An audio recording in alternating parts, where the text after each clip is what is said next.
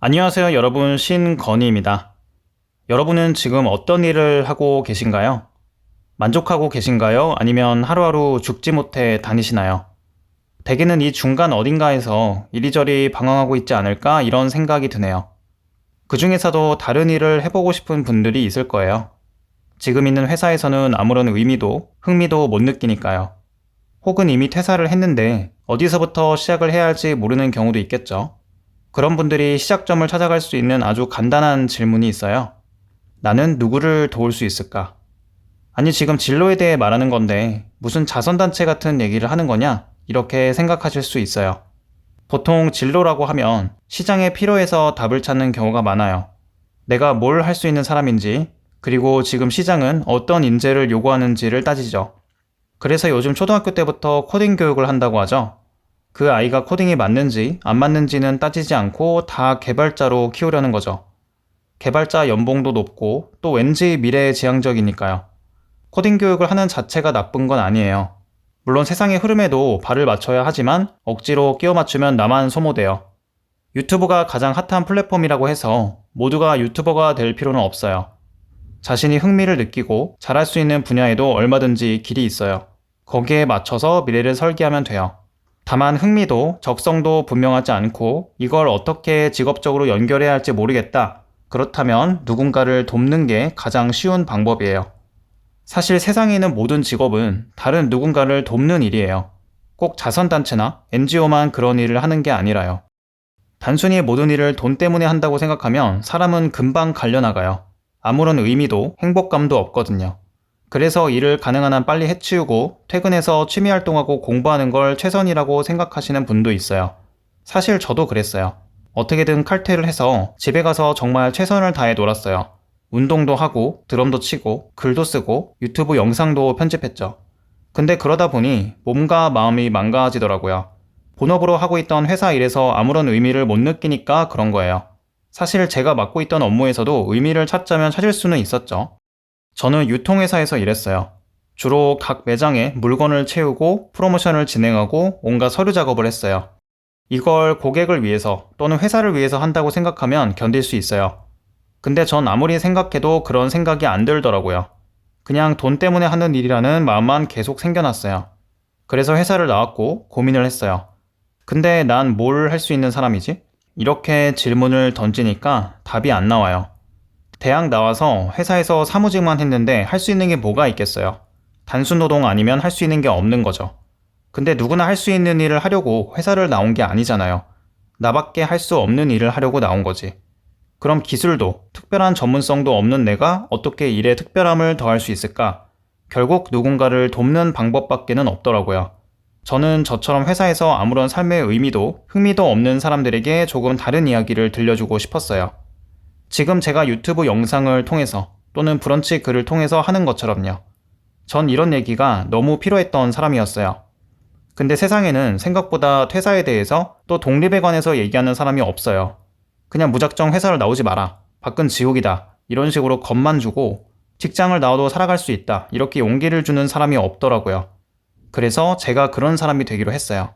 관련한 콘텐츠도 계속 만들고 이번에 책도 내게 됐어요. 그렇게 저만 가지고 있는 저만의 직업을 하나씩 만들어가는 거죠. 전 출간 작가이기도 하고 스타트업 에디터이기도 하고 브런치 작가이자 유튜버이기도 해요. 그리고 이 모든 직업은 누군가의 독립을 돕는다라는 하나의 생각으로 연결되어 있어요. 만약 내가 뭘 할 수 있지? 이렇게만 생각했다면 어땠을까요?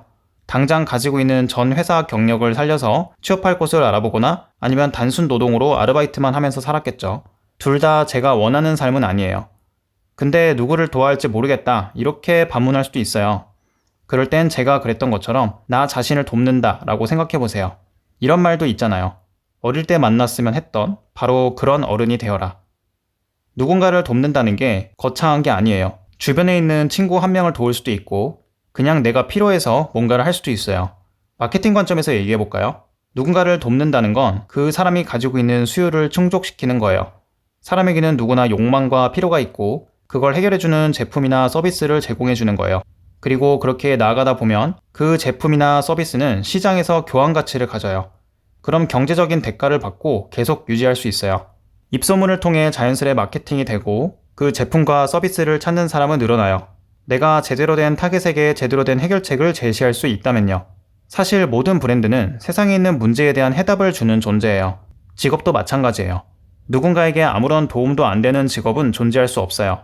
아무도 거기에 돈을 주지 않으니까 유지가 안 되는 거죠.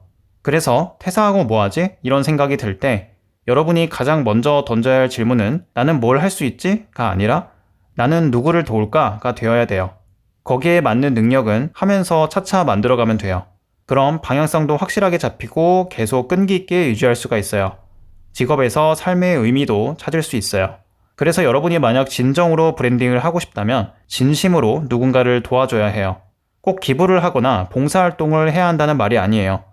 어떤 사람이 문제가 있다면 그 문제를 해결해주기 위해서 여러분이 가진 모든 지식과 경험을 나누어야 한다는 말이죠. 그것도 사람들이 들어줄 때까지 계속해서. 조금 더 구체적으로 말해볼게요. 여러분 앞에 어떤 문제가 있어요.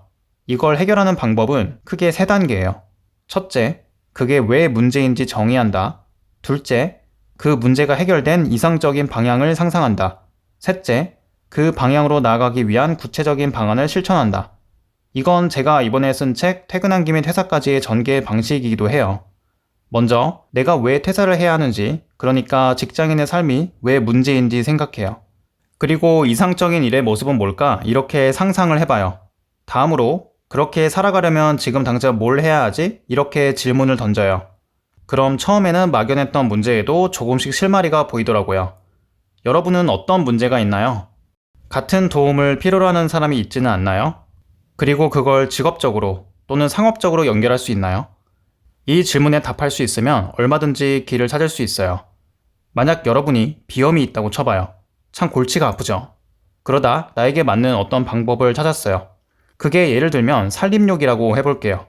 그럼 산림욕을 통해서 비염을 치료하는 투어 프로그램을 만들 수도 있고 관련한 책을 집필할 수도 있고 이렇게 얼마든지 확장이 되는 거죠. 세상에 문제가 비염만 있을까요? 건강 문제로만 한정해도 정말 무궁무진하게 많죠. 반대로 말하면 여러분이 도울 수 있는 사람, 여러분만의 타겟, 그리고 시장이 눈앞에 펼쳐진 거예요.